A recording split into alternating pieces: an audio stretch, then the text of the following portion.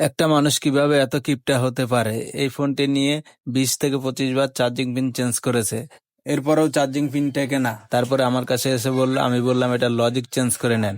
Logic change করে দিলাম, কিন্তু ব্যাকপার্টটা চেঞ্জ করলো না। আমি বললাম ভালো ব্যাকপার্ট আছে, অল্প টাকার ভিতরে লাগিয়ে দেই। উনি বললো না, এইভাবেই চালাবো, ব্যাকপার্ট লাগাবো না। মানুষ যেখানে হাতের ফোনটি সুন্দর দেখানোর জন্য কত কিছুই না করে, সেখানে উনি ফোনটাকে এই অবস্থায় রাখছে।